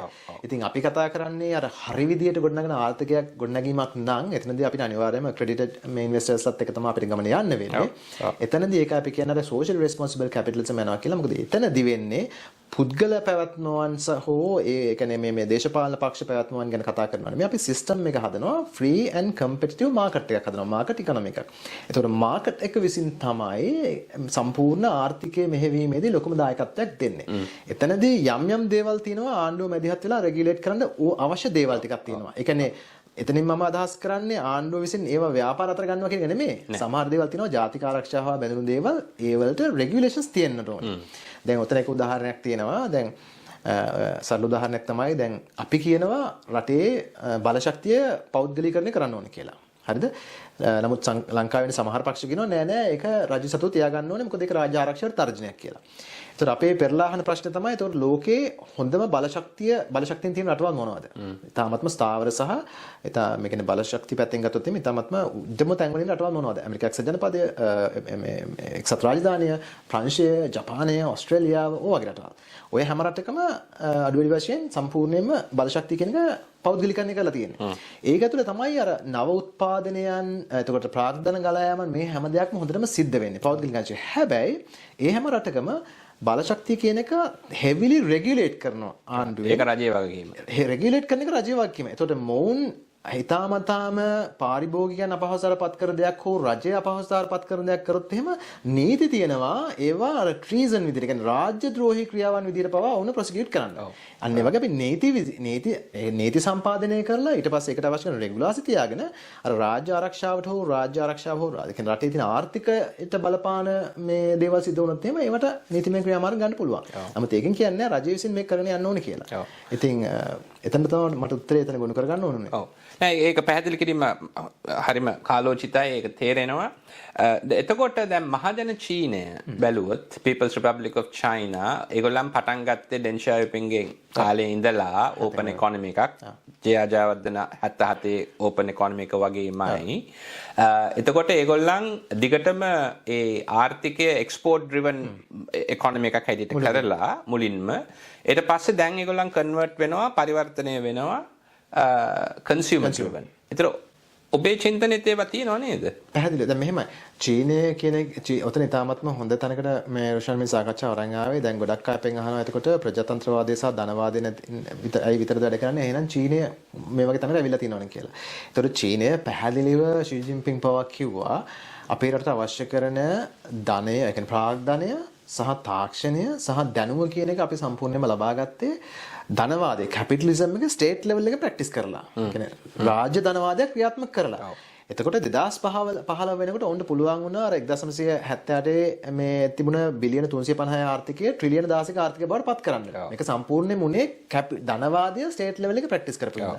ඊට පස්සේ ඔවුන් කියනවා ඕන දැන් අපි ලෑස්ති මාවසින් ප්‍රැක්ටිස් කරන්න කියලා. ඉන්දියාවත් මේ ආකාරයෙන්ම ඉන්දියාවත් මික්ස් කැපිටලිසම් පාවිච්චි කරා. ඉන්දියාව අද වෙනකොට මේ තියෙන තත්ත්වෙට අරන් යන්න. ඒ කියන්නේ ප්‍රාග්ධන ගලා යාම කියන එක සහ දැනුම සහ නවෝත්පාදනයන් තාක්ෂණයන් කියන එක ඇති වෙන්නට ප්‍රාග්ධනය තරම් හොඳ අර උත්ප්‍රේරණයක් තව කොහෙවත් නැහැ. ඒකේ අඩුපාඩු තියෙනවා. ඒකත් අපි දැනගන්න ඕනේ රජයක් විදියට ඒක අර නැත්තම් මේක නිකන් අර ස්ටෙරොයිඩ් ගහපු හරකෙක් වගේ. ඒක පරිස්සමෙන් ලණු ටික දාලා අරන් ඒක අපි කියන්නේ සමාජ වගකීමක් සහිත මේ සමාජ වගකීමක් සහිත ධනවාදය කියලා කියන්නේ ඒකයි. මම හිතන්නේ අපි දින්නේ ස්ටෙරොයිඩ් ගහපු මේ හරක්. පැහැදිලිව දුවන්නේ. එතකොට දැන් තියෙන දේශපාලන දැක්ම තමයි එක්ස්පෝර්ට් ඩ්‍රිවන් ඉකොනොමි එකක්. නමුත් ඕකට අර අපි දැන් කතා කරපු දෙයමයි කන්සියුමර් ඩ්‍රිවන් එක. Consumer driven plus export driven එකෙන් තමයි ඔක එළියට එන්න වෙන්නේ. අනිවාර්යයෙන්ම විය යුතුමයි. මොකද හේතුව තමයි එක්ස්පෝර්ට් ඩ්‍රිවන් ඉකොනොමි එකකින් පැහැදිලිව අපිට රැකියාව රට ඇතුළේ තියෙන විරැකියාව අඩු කරලා රැකියාව උත්පාදනයන් වැඩි කරගෙන ඊට පස්සේ රටට අවශ්‍ය කරන විදේශ විනිමය ටික ලබාගෙන අපේ රිසර්ව්ස් ටික වැඩි කරගෙන ඒ වැඩි කරගෙන යන්න පුළුවන්. නමුත් ඒ රටවල් සංවර්ධිත රටවල් බවට පත් වෙනවා කියන්නේ ඒ රටේ ඉන්න ජනතාවගෙන් බහුතරයකට ඩිස්පෝසබල් ඉන්කම් එකක් හැදෙන්න පටන් ගන්න ඕනේ. ඒ කියන්නේ Tamanට අත්‍යවශ්‍ය දේවල් වලට වියදම් කරායින් පස්සේ තම අමතරව වියදම් කරන ලයිෆ් ස්ටයිල් එක ඊළඟ ලෙවල් එකට ගෙනියන්න පුළුවන් මට්ටමකට ඔවුන්ගේ ආදායම් මට්ටම හදන්න පුළුවන් වෙන්න ඕනේ. ඒක තමයි පහුගිය කියන්නේ විශේෂයෙන්ම දවස් 2000න් පස්සේ ෂී ජින්පින්ගේ නායකත්වයේ යටතේ මිලියන 400කට හෝ 500කට ආසන්න ප්‍රමාණයක් අර ලෝ මිඩල් ක්ලාස් එකේ ඉඳලා අපර් මිඩල් ක්ලාස් එකට පුෂ් කරා. ඒක ඇතුලේ තමයි සම්පූර්ණ මේගොල්ලන්ගේ කන්සියුමර් ඉකොනොමි එක හැදුනේ රට ඇතුලේ. එතකොට රටක් සංවර්ධිත රටක් බවට පත්වීමේ ප්‍රධානතම මේ පළවෙනි පියවර තමයි ඇත්තටම කන්සියුමර් ඉකොනොමි එක හදන්න ගන්න එක. මොකද ඒක ඇතුලේ තමයි සස්ටේනබල් ඉකොනොමි එකක් හැදෙන්න පටන් ගන්න. එතකොට තවදුරටත් අපිට අවශ්‍ය වෙන්නේ නැහැ පිට රටවල් මතම යැපෙන්නට. මොකද අපේ රට ඇතුළේම ආර්ථිකයක් හොඳ මේ මොකද ඒ කියන්නේ ආර්ථික ක්‍රියාවලියක් නිර්මාණය වෙන්න පටන් ගන්නවා. මිනිස්සු හම්බ කරන දේවල් වියදම් කරනවා. ඒක ඇතුළේ අලුත් අවස්ථාවන් උත්පාදනය වෙනවා. ඒතර කන්සියුමර් ඉකොනොමි එකක් හැදෙන්න පටන් ගන්නවා කියන්නේ ඒක ඇතුළේ තමයි නව උත්පාදන එන්න පටන් ගන්න. නව ආයෝජන එන්න පටන් ගන්න. ලංකාව ඇතුළතම. මොකද මිනිස්සුන්ගේ අවශ්‍යතාවයන් වැඩි වෙනවා. අලුත් දේවල් හොයන්න පටන් ගන්නවා. අලුත් දේවල් දකිනවා. මට මේව ඕනේ කියනවා. ඊට පස්සේ ඒන අවශ්‍යතාවය ඒ ඩිමාන්ඩ් එකට සප්ලයි එක දෙන්න ඔන්ටර්ප්‍රෙනර්ස්ලා තව අලුතෙන් වැඩ කරන්න පටන් ගන්නවා. හැබැයි ඔක්කොම හැදෙන්න නම් අර මිනිස්සුන්ගේ ඩිස්පෝසබල් ඉන්කම් එකක් හැදෙන්න ඕනේ. මොකද ප්‍රාග්ධනයේ පේන්න තියෙනකොටනේ මිනිස්සු වැඩ කරන්න පටන් ගන්නවා. මෙතන මෙහෙම ධනයක් එකතු වෙලා තියෙනවා. අපිට පුළුවන් මේක ආයෝජනය කරලා අලුත් දේවල් වලට යන්න කියලා. ඉන්සෙන්ටිව් එකක් නැත්නම් ධෛර්යය කරන්න. ධෛර්යය අපි මංජු දැන් අපේ ලංකාවේ අද තියෙන ප්‍රශ්න ගැන පොඩ්ඩක් කතා කරමු. මට කාලේ වෙලාව යනවා. මොකද ලංකාවේ අපේ ලිස්නර්ස්ලාට විවර්ස්ලාට මිනිත්තු 30ක් තමයි මේ data ප්‍රශ්න තියෙන්නේ. නමුත් මේක ටිකක් ඉන්ටරෙස්ටිං ප්‍රෝග්‍රෑම් එකක් හැටියට යන්නේ. සමහරවිට අපි එක ප්‍රෝග්‍රෑම් එකක් දාන්න පුළුවන්. නැත්නම් දෙකට කඩලා දාන්න පුළුවන් මිනිත්තු 30 දෙකක්. දැන් ලංකාවේ අද වුණත් කතා කරන දෙයක් තමයි debt restructuring. ඒක දැන් අවුරුද්දක් දැන් යනවා. එතකොට EPF ETF local debt restructuring එකේදී victims ලා වුණා. එතකොට කොහොමද මොකද්ද මංජුගේ දැක්ම debt restructuring ගැන global and local debt restructuring ගැන? ඔකට මම ටිකක් හොඳ පැහැදිලි උත්තරයක් දෙන්න ඕනේ. මොකද කෑලි උත්තර දෙන්න එක ඇත්තට සාධාරණ නෑ. ඒකද කමක් නැහැ පොඩි වෙලාවක් ගත්තට. කමක් නෑ. හරි. ඒතකොට ලංකාවේ මුල් ණය ප්‍රමාණය තියෙනවා ඇමරිකානු ඩොලර් මේක මීට අවුරුද්දකට කලින් තිබුණා ඇමරිකානු ඩොලර් බිලියන 84ක් විතර. ඊට පස්සේ දැන් වෙනකොට එක බිලියන ඇමරිකානු ඩොලර් බිලියන 93ක් බවට පත් වෙලා තියෙනවා. මොකද මේ පහුගිය මාස 12 අලුතෙන් ණය නිකුත් කරපු හින්දා. හරිද? ඒතර මේ මුළු වටිනාකම ඇමරිකන් ඩොලර් වලින්. හරිද? Dollars 93 billion. 93 billion US dollars. That's the total value right. of the loan portfolio. Okay. Right? National debt portfolio එක. එතකොට ඕකෙන් 50ක් විතර අඩු වැඩි වශයෙන් දේශීය ණය 50ක් විතර විදේශීය ණය. හරිද? 90ක් කියලා ගත්තොත් 45 billion local ණය 45 billion US dollars පිටරට ණය. පිටරට ණය. ඒතර පිටරට ණය කෑලි දෙකකට කැඩෙනවා. එකක් තමයි කියන්නේ රටවල් අතර ද්විපාර්ශ්වික ණය විදිහට ලැබිලා තියෙනවා. bilateral loans වලින්. ඒතර චීනය, ඒතර ජපානය, ඇමරිකා එක්සත් ජනපදය, යුරෝපානු සංගමය මේ වගේ රටවල් වලින් ඉන්දියාව. ඊට පස්සේ අපේ තියෙනවා ISBs International Sovereign Bonds තියෙනවා. බැඳුම් කර තියෙනවා. හරිද? ওই දෙක තමයි ප්‍රධානතම ඒ කියන්නේ විදේශ ණය තියෙන ක්‍රම දෙක. හරි. එතකොට දැන් ප්‍රශ්නේ උනේ දැන් අපේ ආර්ථිකයේ වගේ ආර්ථිකයට වඩා ඒ කියන්නේ 120ක් වගේ වුණා ලංකාවේ ණය ඒ කියන්නේ ලංකාවේ සම්පූර්ණ ණය ප්‍රමාණය. අපි මොකද මූලික ආර්ථිකය ඇමරිකන් ඩොලර් බිලියන 82ක් වගේ වුණානේ. ගිය අවුරුද්දට කලින් අවුරුද්දේ.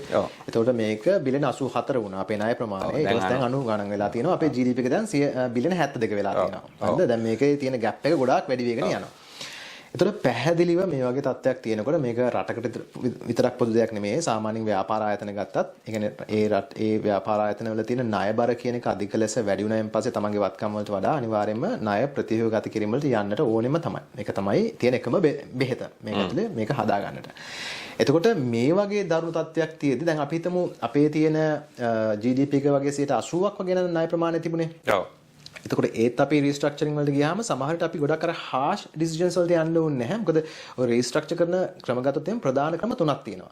එකක් තමයි hair cut එකක් ගන්න පුළුවන්. අපිට ඒ කියන්නේ මුළු ණය මුදලේ යම් කිසි ප්‍රතිශතයක් සම්පූර්ණයෙන්ම කපා හරිනවා. ඒක ණය හිමියන් විසින් කැමැත්තෙන් සාකච්ඡාවලින් පස්සේ lenders ලා එහෙම නැත්නම් දෙවෙනි එක තමයි අපි ගෙනන coupon payment එක තියෙනවා. ඒ කියන්නේ අපි අර interest payment එකක් ගෙවනවානේ. ඒකේ interest rate එක අඩු කරගෙන ඊට පස්සේ ඒ ගෙවන මුදල ඒ කියන්නේ අපි වාරිකවල ගෙවන ප්‍රමාණය අඩු කර ගැනීමක් කරන්න පුළුවන්. හරි. ඊට පස්සේ එහෙම නැත්නම් අපිට මොනිටෝරියම් එකක් ගන්නත් පුළුවන්. ඔව්. නොගෙවෙන්න. කාලයක් මෙච්චර කාලයක් පුරාවට අපි මෙහෙම නොගෙවෙන්න අපිට මේ අවස්ථාව දෙන්න කියලා එහෙම දෙයක් කරන්නත් පුළුවන්. හැබැයි ඒතර ඒ ටික ඔක්කොම බැලුන් පේමන්ට් එකක් විදිහට පස්සේ පසු කාලිනව ගෙවන්නට එකතු වෙනවා. ඒ වගේ දේවලුත් වෙනවා. එතකොට උතනදී මොනවද දැන් මේ වගේ ලොකු ප්‍රශ්නයක් තියෙනකොට මම පෞද්ගලිකව මගේ අත්දැකීමෙන් දන්නවා. මොකද මම ඇත්තටම ඇමරිකා එක්සත් ජනපදයේ බැංක් ඔෆ් ඇමරිකා මෙරිල් ලෙන්ච් වැඩ කරනකොට මගේ පෝර්ට්ෆෝලියෝ එකේ තිබුණා ඒ දවස්වල ඔයිල් ඇන්ඩ් ගෑස් කම්පනීස් හොඳ මේවා ලෝකේ තියෙන හොඳ මේවා 120ක් විතර. ඒතකොට මේවා ඔක්කොම AAA rated companies. හරිද? ඒතර මට මතකයි 2013ට කලින් 2012ට කලින් අපි මේගොල්ලන්ට ණය වගේ දේවල් විශේෂයෙන් bonds එහෙම ඉෂුව කරනකොට ඒ ඔක්කොම unsecured. ඒ කියන්නේ කිසිම collateral මුකුත් නැහැ. ඇස් පියාගෙන දෙනවා වගේ දුන්නේ. ගෙවනක් බව රීපේ කරන බව දන්නවා. මුතරම දන්නවා. මොකද triple A double rated companies. හරිද? ඊට පස්සේ අර shale boom එකක් ආවා USA වල. ඊට පස්සේ අර ඩොලර් 100ට තිබෙන බැරල් එක මාස 12ක් ඇතුළත ඩොලර් 24ට බැස්සා. ඒතකොට දැන් මගේ client portfolio එකේ ඔක්කොම 90%ක්ම හිටියේ investment grade companies ටික ඔක්කොම junk rated නවා. හරිද? ඒතකොට මේ companies ඔක්කොම මේගොල්ලන්ගේ balance sheets ඔක්කොම මාර විදිහට shrink වුණා. ඊට පස්සේ ඒගොල්ලන්ගේ highly levered ඒගොල්ලන්ගේ balance sheet ණය ප්‍රමාණය ටික වශයෙන් වැඩි. එතකොට මේ ඔක්කොම දැන් company survive වෙන්න ඕනේ හින්දා පැහැදිලිව අපිට සිද්ධ වුණා උන්ගේ ණය ප්‍රතිශතයන් විතර කපා හරින්න. මොකද එහෙම නැතුව ඒක ගොඩේමක් දෙපැත්තම නැත්තම් එහෙම කරන්නේ නැත්තම් වෙන්නේ දෙපැත්තම අමාරු වෙනවා. මොකද මේවා structural changes. ආයසරයක් ඔක ඩොලර් කියන්නේ මේ ඩොලර් 120ට යන්නේ නැහැ. ලෝකේ මොනවා හරි යුද්ධයක් ඇති වුණොත් මිසක් එහෙම නැත්තම් මෙතන තියෙන මේ supply එක මොනවා හරි අඩු වුණොත් මිසක්. නමුත් මේ supply එක අඩු වෙන්නේ නැහැ කියලා අපි දැනගත්තානේ. එතකොට ඒක කරලා ඒ කියන්නේ haircuts වලින් යන එක තමයි අතිශය සාර්ථක උනේ. මොකද ඒ වගේ තිබුණ තත්ත්වයේ cyclical නෙමෙයි. ඒක structural. one of structural.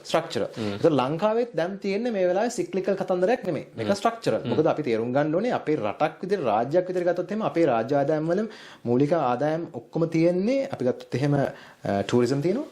ඊට පස්සේ ගෘහ සේවය තියෙනවා.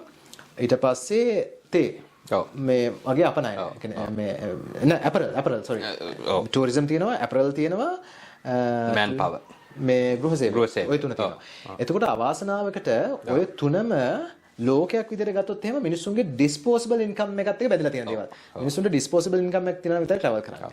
මිනිස්සුන්ට disposable income එකක් තියෙනවා නම් විතරයි ඇඳුම් වැඩිපුර ගන්න. හරිද? මිනිස්සුන්ට disposable income එකක් තියෙනවා නම් විතරයි ගෙදරට වැඩකාරයෝ ගන්න. හරිද?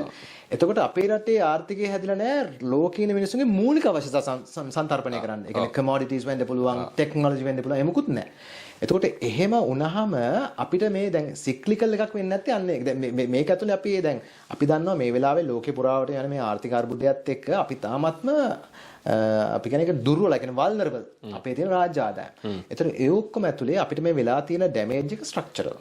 එතකොට එහෙනම් අනිවාර්යෙන් අපි තදින්ම විශ්වාස කරනවා කරන්න දෙයක් නැහැ. ඒ කියන්නේ අපි රටක් විදිහට අපේ රටේ මූල්‍ය කළමනාකරණය දිගින් දිගටම වැඩි විදිහට කරා. එතනදී දේශපාලඥයෝ වගේම අපේ රටේ ජනතාවකටත් යම්කිසි වගකීමක් තියෙනවා. මොකද අපි ජනතාව විසින් අපේ දේශපාලඥයන් දැනපත් කරන්නේ. එතකොට එහෙනම් අඩුම ගානේ අපේ ඊළඟ පරම්පරාවටවත් මේ අපේ තියෙන අපි කියන්නේ කර්මය කියන එක ඒගොල්ලන්ට පාස් කරන්නේ නැතුව අපි යම්කිසි හිට් එකක් අරගෙන මේක ජෙනුයින්ලි සැක්‍රිෆයිස් එකක් කරන්න ඕනේ. ඒක ලෝකයේ දියුණු වෙච්ච ඔක්කොම රටවල් බැලුවොත් එහෙම රොෂාන් එක පරම්පරාවක් ඉන්නවා සම්පූර්ණ ලොකු කැපකිරීමක් කරලා ඉන්නවා. මම කියන්නේ මේක අපේ පරම්පරාව වෙන්න ඕනේ. අපි මේ කැපකිරීම කරන්න ඕනේ. එතකොට අනිවාර්යෙන්ම දැන් ඔය debt restructuring වලට යනකොට haircuts කියන එක මම කියන්නේ යන්න වෙනවා. හැබැයි ප්‍රශ්නේ තියෙන්නේ මෙතනයි. එතනදී haircut එක කියන්නේ මොන වගේ රාජ්‍යයක් එක්කද? හරිද? ප්‍රශ්නේ තියෙන්නේ මේ වෙලාවේ තියෙන ජනතා මතයක් නියෝජනය කරන රාජ්‍යයක් නෙමෙයි.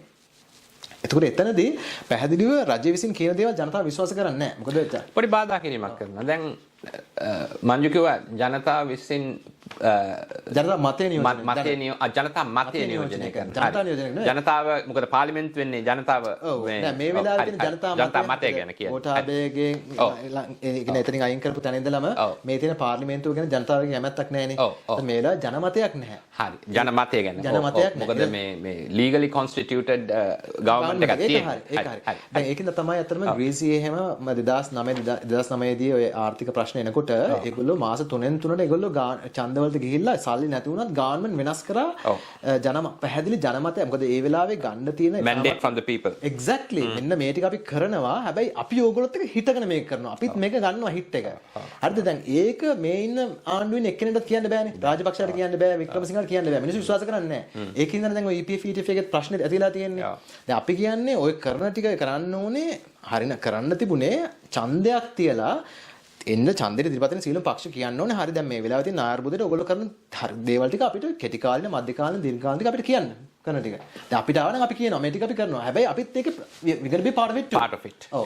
එතනදී දැන් EPF විතරක් නෙමෙයි අනිවාර්යයෙන්ම ලංකාවේ තියෙන බැංකුව. පෞද්ගලික හා රාජ්‍ය බැංකුවේ හිට් එක ගන්න ඕනේ. මොකද අපි දන්නවා ලංකාවේ තියෙන ගොඩාක් ව්‍යාපාර කරන අය අතිශය කියන්නේ අර මාකට් මැනිපියුලේෂන් කරලා ওই බැංකුව හරහා අපිට කියන්නේ දැන් සමහර අය දැන් දීලා තියෙනවා. ඒ කියන්නේ යම් අවස්ථාවලදී ඒ කියන්නේ අර ජංක් බොන්ඩ්ස් එන ඒ කියන්නේ ආණ්ඩුවේ ඉන්ෂුරන්ස් එක තියෙන වෙලාවේ ඒගොල්ලෝ අරගෙන අධික ලාභ ලබලා තියෙනවා. හරිද? ඒකටනේ විවිධාකාරී නඩු හිටාම අර මොකද බොන්ඩ් මේ ස්කෑම් එක ආවා. ඔයගේ ප්‍රශ්නත් ආවේ. ඉතින් අපි කියන්නේ ජනතා මතය නියෝජනය කරන ආණ්ඩුවක් එක්ක ගිහිල්ලා මේ ණය ප්‍රතියෝගත කිරීමට අනිවාර්යෙන් යන්නට ඕනේ. ඒ හේයා කට්ස් වලට යන්නට ඕනේ. හැබැයි එතනදී අනිවාර්යයෙන්ම ජනතාවයි රජයයි දෙගොල්ලම එකට හිට ගන්නට ඕනේ. දෙගොල්ලෝ දෙපැත්තට මේ වැඩේ කවදාවත් මේ ලංකාවේ ඉන්න තත්ත්වෙන් ගොඩ එන්නට බැහැමයි. So that's a comprehensive response. හොඳ සම්පූර්ණ පිළිතුරක්. එතකොට අපි පොඩ්ඩක් ඕකෙන් මේ ඉස්සර මේ state owned enterprises රජයට අයිති ව්‍යාපාර ගැන පොඩ්ඩක් යන්තමින් කතා කළා. අපි කිව්වා ඒකට දිග්ව කතා කරනවා කියලා. ඔබගේ මතය මොකක්ද? දැන් මෙහෙමනේ state owned enterprises රජයේ සතු ව්‍යාපාර තියෙනවා අධික පාඩු ලබන. ඒ වගේම පාඩු සමහර වෙලාවල සමහරලාට ලාභ ලබන ඒ business quarters වල නැත්නම් annual business හැටියට යන්නේ. ඒ වගේම සමහර ආණ්ඩුවේ ව්‍යාපාර සංස්ථා තියෙනවා අධික ලාභ ලබනවා. ඉතින් ඒ ඔක්කොම ප්‍රයිවටයිස් කරන්නද දැන් මේ රජය කියන්නේ එහෙමයි. ඔබගේ මතය මොකද්ද? ඔව් මම දන්න විදිහට රජයේ සතු ආයතන තියෙනවා 550කටත් අධික ප්‍රමාණයක්. හරි. ඕකෙන් 273කට ආසන්න ප්‍රමාණයක් ලාභ ලැබීම සඳහා ස්ථාපනය කරන ලද රාජ්‍ය ආයතන. ලාභ ලැබීම සඳහා ස්ථාපනය for profits. අනිත් ඒවා non profit ඒවා. ඒක මේ hospitals වෙන්න පුළුවන් policy ඒ වගේ දේවල්. ඒ වගේ දේවල් මම කියන්නේ ඒ වගේ දේවල් පෞද්ගලික ඒවා තියෙන යම්කිසි ජනතා සේවයක් උදෙසාම ස්ථාපිත කරපු දේවල්නේ. ඒ වගේ දේවල් ගැන මේ අපි කතා කරන්නේ. අපි කතා කරන්නේ for profit මේ SOEs ගැන state owned enterprises ගැන. ඒතකොට අපි කියන තර්කය සහ අපේ තියෙන මේ කියවීම තමයි ඇයි පළවෙනි දේ තමයි ඇයි ආණ්ඩුවක් for profit enterprise එකට යන්නේ කියන එක. හරිද? මොකද මගේ පැහැදිලි තර්කය මොකද ව්‍යාපාර ලෝකයේ අපි ව්‍යාපාර කරන පුද්ගලයන් විදිහට දන්නවා ව්‍යාපාරයක් පටන් ගන්නකොට අපි කල්පනා කරන පළවෙනිම දේ තමයි opportunities and risk කියන එක. ඔය දෙකම කල්පනා කරන්න ඕනේ. ඒ කියන්නේ අවස්ථාවන් සහ ඒකට දෙන අවදානම. එතකොට දැන් සාමාන්‍යයෙන් ඔබ පෞද්ගලික ආයතනයක් කරනවා නම් ඔබේ ආයතනයේ අවදානම රිස්ක් එක කියන එක අනිවාර්යයෙන්ම කවුද අන්තිමට ගන්නෙ? ඔබ විසින් ගන්නෙ. ඔබනේ ව්‍යාපාරයේ අයිති එක්කෙනා. ඔව්. එතකොට ඔයා රිස්ක් එක හරියට මැනේජ් කරගත්තේ නැත්නම්, මිටිගේට් කරගත්තේ නැත්නම් එහෙම මොකද වෙන්නේ? අනිවාර්යෙන් ඒකෙන් වෙන පාඩුව ඔයාගේ පොකට් එකෙන් යනවා. ඒකින්ද ඔයාගේ පොකට් එකෙන් නොයන්න අවශ්‍ය කරන සියලුම පියවර යනවා ගන්නවානේ. ඒකින්ද තමයි private entities ඇතුලේ innovations එන්නේ, optimizations එන්නේ. මේ හැම දෙයකින්ම කරන්නේ cost cutting ගිහිල්ලා, කියන්නේ cost එක අවම කරගෙන ඊට පස්සේ revenue එක වැඩි කරගෙන ඒ ගැනම තමයි කල්පනා කරන්නේ. innovations පුළුවන් තරම් තාක්ෂණය යොදාගෙන අර risk allocation කියන එකේ හරි DNA එක හරියටම දන්නවා private sector එකේ ඉන්න අය. මොකද ඒක ඒගොල්ලන්ගේ සාකුවෙන් යන හින්දා. ඒතකොට ඒගොල්ලෝ ඒක හරියට manage කරනවා. ඒතකොට ව්‍යාපාරයන් කියන එකේ හරියටම manage කරන්න අවශ්‍ය කරන DNA එක private sector එක සතුව තියෙනවා. ආණ්ඩුවට ආවෙන් පස්සේ මොකද වෙන්නේ? රාජ්‍ය ආයතනවල risk allocation එක කොහෙද තියෙන්නේ? දැන් ඔය අපි කියන ඔය රාජ්‍ය ආයතන එකකවත් ඔය ඉන්න CEOs ලවත් එහෙම නැත්නම් general managers ලවත් ඒ කවුරුත් risk එක ගන්නවද? ඒගොල්ලෝ අවුරුදු අන්තිමට කෙලිම press conference එකක් තියලා ලංකාවේ විදුලි බල මණ්ඩලය වෙන්න පුළුවන් කණිජ තෙල් නීතික සංස්ථාව බොහොම ආඩම්බරෙන් අරගෙන අපි මේ අවුරුද්දේ බිලියන 15ක් පාඩුයි. මේ අවුරුද්දේ බිලියන 10ක් පාඩුයි. risk allocation එක සම්පූර්ණයෙන්ම යන්නේ කොහෙටද? treasury එකට. treasury කියන්නේ මොකද්ද? බදු මුදල්. බදු මුදල් කියන්නේ මොකද්ද? මහ ජනතාව. ඉතින් මේක අතිශය අසාර්ථක මේ මොඩලයක්. ඒ කියන්නේ මේක sustainable නෑ. ඉතින් මේක අස්පනා අපිට පේන තියෙනනේ ලංකාවේ තියෙන ඔය for profits මේ SOEs වලින් 90%කටත් වඩා ප්‍රමාණයක් පහුගිය අවුරුදු 20 පුරාවටම පාඩුයිනේ. ඉතින් උතනම ඇතිනේ මං කියන්නේ මේ උත්තර හොයාගන්න. ඉතින් අපේ සරලම යෝජනාව සහ අනිවාර්යයෙන්ම වීර්යය තමයි කියන්නේ රජයක් ව්‍යාපාර කටයුතු වල ඉන්න ඕනේ නැහැ. උතනදී කියන එකම තර්කය අර ප්‍රශ්නේ මොකද ජාතික ආරක්ෂාව කියන එක. එතනදී අපි කියන්නේ ජාතික ආරක්ෂාවට සම්බන්ධ සියලුම දේවල් ඒ කියන්නේ නීතිය ආධිපත්‍ය හොඳම තැනට අරන් ගිහිල්ලා හොඳට රෙගියුලේට් කරගන්න. රෙගියුලේට් කරන්න ඕනේ. Exactly. No, we can not be part of the business. Business, yeah. හරි. එතකොට ඔයත් එක්කම කතා කළා ලාභ නොලබන රජයේ state owned enterprises ගැන එක නමක් මතක් වෙනවා Ceylon Petroleum Corporation. තාමත් කියන්නේ Ceylon Petroleum Corporation කියලා ශ්‍රී ලංකාවේ. සිපෙට්කෝ ආයතනය. එතකොට ඒක පාඩු ලබන ආයතනයක්. ඒක ලාභ සඳහා පිහිටු ආයතනයක් නමුත් පාඩු ලබන.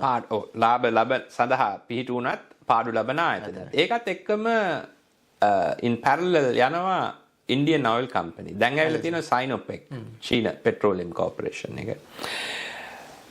මංජු ඉස්සර programs වලින් මම ඔබගේ programs අහලා තියෙනවා. ඒකේ කිව්වා fuel intermediation contracts, crude oil, crude intermediation. එතකොට IOC එකයි Sinopec එකයි crude intermediation කරනව නේද? එතකොට ICPETCO එක කරන්නේ නැත්තේ. ඒක මම හිතන්නේ පළවෙනි දේ මට පොඩ්ඩක් ඉන්න ඔබ රජයේ නෙමෙයි නමුත් ඒ ප්‍රශ්නේ මම අහන්නේ රජයේ ඉන්නවා වගේ කියලා. ඔව්. හරි. ඔව්. එතකොට මම හිතන්නේ පළවෙනි දේ තමයි ඔතන ඇතුලේ පුදුමාකාර විදියට වංචා දූෂණයන් ආසරයක්. මොකද ඔය ලංකාවේ ගොඩාක් වෙලාවට ස්පොට් ප්‍රයිසස් වලටනේ ගන්නෙ. food and මොකද refined products ඔක්කොම ගන්නේ ස්පොට් ප්‍රයිසස් වලට. ඒ කියන්නේ රටක් විදිහට ස්පොට් ප්‍රයිසස් කියන්නේ අද මාකට් එකේ තියෙන ගාන ගිහිල්ලා ගත්තා. අර ලෝකල් කඩෙන් ගිහිල්ලා ගන්නවා නමුත් හෝල්සේල් ගන්න පොලට යන්නේ නැහැ. ඒ වගේ එළවලු ගන්නවා. වලට ඒ කියන්නේ සාමාන්‍යයෙන් රටවල් සහ හොඳ කියන්නේ සාර්ථකව මෙහෙවන සමාගම් එක්කම විශේෂයෙන්ම ඛනිජ තෙල් හා සම්බන්ධ සමාගම් ගත්තොත් එහෙම මෙතන රටවල් ගත්තොත් එහෙම තමන්ගේ රටවල් ඒවා නැත්තම් තමන් නිෂ්පාදනය කරන්නේ නැත්තම් අනිවාර්යයෙන්ම ඒකේ අර ප්‍රයිස් ෆ්ලක්චුේෂන්ස් වල වෙන්න පුළුවන් රිස්ක් එක ඒ කියන්නේ මිල උච්චාවචනය නිසා ඇති වෙ හැකි පාඩු අවම කර ගැනීමට ඔවුන් ඊටාත්ම අතිශය දක්ෂ විදිහට ඒ කියන්නේ අද වෙනකොට ෆයිනෑන්ෂල් කොන්ට්‍රැක්ට්ස් තියෙනවා ඒ කියන්නේ ෆයිනෑන්ෂල් වර්ල්ඩ් එකේ ෆියුචර්ස් තියෙනවා ෆෝවර්ඩ්ස් තියෙනවා ස්වොප්ස් තියෙනවා මේ විදිහට ඊට පස්සේ ෆිසිකල් කොන්ට්‍රැක්ට්ස් තියෙනවා ෆිසිකල් කොන්ට්‍රැක්ට්ස් වලින් අර තමන්ට වෙන්න තියෙන පාඩුව ඊටාත්ම හොඳින් අවම කර ගන්නවා. ඒතර ඒක එක ක්‍රමයක් තමයි ඔය ක්‍රූඩ් ඉන්ටර්මිඩියේෂන් කියලා කියන්නේ.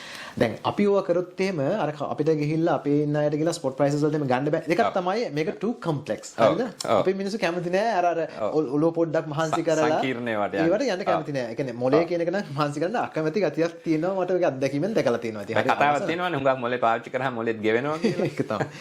එතකොට දෙවෙනි එක තමයි මම හිතන්නේ අර ස්පොට් ප්‍රයිසස් වලට ස්පොට් බයින් වලට ගියාම ගන්න පුළුවන් අධික උන්ට ලබා ගන්න පුළුවන් අර කමිෂන්ස් එහෙම ගන්න බැරි වෙන නිසා. මොකද ඔක අපි අත්‍තරම විදුලි බල මණ්ඩලෙත් දකින්නවානේ. මොකද හැමතිස්සෙම ඉමර්ජන්සි මේ පර්චේසින් වලට යනවානේ. මේ ගල්අඟුරු වලට එහෙම.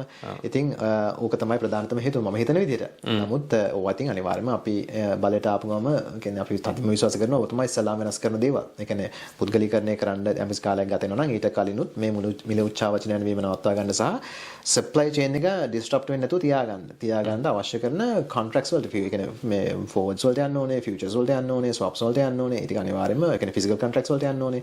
ඒ හරහා ඒ කියන්නේ රටකට අතිශය තීරණාත්මකයි ඒ රටේ ඒ කියන්නේ අර අඛණ්ඩ බලශක්ති සැපයීම කියන එක. අන්ඩිස්ටර්බ්ටඩ් මේ මොනවාද එනර්ජි සප්ලයි එක. මේක ඒ කියන්නේ ආයෝජනයෙන්වත් හැම දෙයකටම ප්‍රධාන වශයෙන් බලපාන දෙයක්. ඉතින් එතනදී ඔය ක්‍රූඩ් ඉන්ඩිමිෂන් ගවර්න්මන්ට් එක කරන්න නැති වෙන්නේ හේතුව අරකයි කියලා මම විශ්වාස කරනවා. මංජු අපි හුඟක් වෙලා කතා කළා. ඉතින් තව මුකුත් කියන්න තියෙනවද නැත්නම් අපි මම හිතන්නේ අද සෑහෙන දෙයක් අපි මේක ඇතුලේ ගොනු කරගත්තා. ඉතින් පස්සේ මොනවා හරි ප්‍රශ්න එහෙම තියෙනවා නම් ඔයගොල්ලන්ගේ ඔඩියන්ස් එකට අපිට වෙනම Zoom තාක්ෂණය හරහා සම්බන්ධ වෙන්නත් පුළුවන්. ඒ වගේ. හරි. බොහොම ස්තුතියි අපිත් එක්ක ලන්ඩනයට ආපු මේ විසිට් එකේදී සම්බන්ධ වුණාට සත්‍යජිත් ක්‍රියේෂන්ස් ප්‍රෝග්‍රෑම් එකේ කනෙක්ට් විත් රොහන් ඩෙල්විස් ප්‍රෝග්‍රෑම් එකට ඉතින් ඔබ කරගෙන යන ව්‍යාපාරය පිටරට සිටින ශ්‍රී ලාංකිකයෙකු හැටියට මට පැහැදිලිවම පේනවා. ඒ මෙසේජ් එක අපේ ශ්‍රී ලංකාවේ වසන කට්ටියටත් ඒක දෙන්න පුළුවන් වෙයි කියලා මම ප්‍රාර්ථනා කරනවා. ඒ කියන්නේ දැන් මේ වෙලාවේ දැන් අපිත් වෘත්තීය දේශපාලඥයන් වෙන්න කැමැත්තෙන් හිටපු අය නෙමෙයි. නමුත් අවාසනාවකට රට අද ගිහිලා තියෙන තැන ගැන මම හිතන්නේ අපි ඔක්කොටම හොඳටම පේන්න තියෙනවා. අපි තවදුරටත් බලන් ඉන්නවා නම් දියසේන කුමාරයාලා මේක බේරගන්නේ කියලා මම කියන්නේ අපි තරම් මෝඩ જાතියක් තවත් තියෙනවා. ඒකින්ද පැහැදිලිව විශේෂයෙන්ම මේ වෙලාවේ විදේශගත ශ්‍රී ලාංකිකයෝ ගොඩාක් ඉන්නවා ලංකාව ගැන දැඩි කැක්කමක් ආදරයක් තියෙන එළියට වෙලා විවේචනය කර හිටියා ඇති. අපිට දැන් තවදුරටත් ඔක කොච්චර කරත් මේ රට හදන්න බෑ. ඒක තමයි අත කතාව. උපදෙස් දෙන්න ආවා කියලා මේ රට හදන්නත් බෑ. ඒ ස්ටේජස් ඔක්කොම දැන් පහු වෙලා ඉවරයි. ඒ කියන්නේ මේක ඇවිල්ලා ස්ටේජ් ඒ කියන්නේ කැන්සර් එකක් වගේ එකේ දැන් ස්ටේජ් 1 ස්ටේජ් 2 ගිහිලා තියෙනවා ඉවරයි. ස්ටේජ් 3 4 ගියොත් එහෙනම් මේක උඩ ගන්න බෑ. දැන් 3 එකේදී අනිත් පැත්ත හරවන්න නම් අපි වගේ මිනිස්සු මේකට බහින්නම ඕනේ. මම කියන්නේ ඒකයි. ඒකින්ද අපි බය නැතුව මේකට බැස්සේ. එතකොට තාමත්ම ආදරෙන් මේ ආරාධනාව කරන්නේ අවුරුදු 5ක් මම අවුරුදු 10ක් කැප කරන්න යනවා. අවුරුදු 5ක් පුළුවන් නම් ලංකාව වෙනුවෙන් කැප කරන්න. මොනෑම ක්‍රමවේදකින් කියන්නේ තවදුරටත් විවේචනය කරමින් දීමින් සෝ අපදෙස් දීමෙන් නෙමෙයි. එතන වඩා ක්‍රියාකාරී දේශපාලන මේකට සම්බන්ධ වෙන්න ඕනේ. කියන්නේ එතනින් කියන්නේ ලංකාවට ඇවිල්ලා ඡන්දෙ ඉල්ලන්නම කියලා. නමුත් අපි පවත්වන රජයක අපි මේ කියන කියන්නේ දැනුම බෙදා ගන්න මේ රාජ්‍ය ආයතන ක්‍රියාත්මක කරන්න මේ හැම දෙයකටම මම කියන්නේ අපි ඔක්කොම මේ දේශපාලන පක්ෂයක් විදිහට මේකට එකතු වෙන්න එපා. මොකද අපිට කිසිසේත්ම අවශ්‍යතාවයක් නැහැ මේක දේශපාලන පක්ෂයක් කරන්න. මේක රටේ අවශ්‍යතාව වෙනුවෙන් අපි පිහිටවන ජාතියට අවශ්‍ය කරන සංවිධානයක්. ඉතින් එතනදී අපි ඔක්කොටම මම කියන්නේ ලොකු වගකීමක් තියෙනවා. ඒ කියන්නේ මේක මංජු නිශ්ශංකගේවත් නැත්නම් මොකද ලංකාවේ තියෙන SL වගේවත් ඒ වගේ මෙත් අය කෙනෙකුට කෙනෙක් කුඩා පිටසකේ ව්‍යාපාරයක් නෙමෙයි. එහෙම කරන්නත් බෑ මේක. ඒක සාර්ථක නෑනේ. මේක අපි හැමෝගෙම මේ වෙලාවේ රටේ අවශ්‍යතාවයක්. අඩුම ගානේ අපේ ඊළඟ පරම්පරාව අපිට වෛර නොකර ඉන්න නම් මම කියන්නේ අපි පරම්පරාවක ඉදිරියේ කැපකිරීම කරන්න ඕනේ. ඉස්සරහට බහැලා. එතනදී ඉතුරු වෙන්නේ මෙහෙමයි. ඒ කියන්නේ අපිත් එක්ක මේ වැඩේදී එකතු වෙන අයට අපිට පොරොන්දු වෙන්න බෑ. උන්ට කිසිසේත්ම මූල්‍ය ප්‍රතිලාභ හම්බ වෙන්නේ නැහැ. වෙන රාජ්‍ය ප්‍රතිලාභ හම්බ වෙන්නේ නැහැ. හැබැයි රටේ ඉතිහාසය ගත්තොත් එහෙම හරි පැත්තේ හිටගත්තා කියලා ලෙගසි එකක් හදාගෙන තමන්ගේ නම ලියවේ රටේ ඉතිහාසය. එච්චරම තමයි අපිට දෙන්න පුළුවන් මේ ව්‍යාපාරය ඇතුලේ. ඉතින් ඒ ආරාධනාවත් ඉතාමත්ම ආදරයෙන් කරනවා විශේෂයෙන්ම ලංකාවෙන් එළිය ඉන්න ශ්‍රී ලාංකිකයින්. මොකද උන්ට ලොකු බරක් සහ ලොකු වගකීමක් සහ ලොකු කාර්යභාරයක් මේක ඇතුලේ කරන්න පුළුවන්කමක් තියෙනවා. ඉතින් ඒ වගකීමට පුළුවන් නම් කැමති නම් අපිත් එක්කත් එකතු වෙන්න අත්වල බැඳ ගන්න කියලා ඉතාමත්ම ආදරෙන් ඉල්ලා සිටිනවා. බොහොම ස්තුතියි ඔබට සුබ පැතුම්. Thank you so much.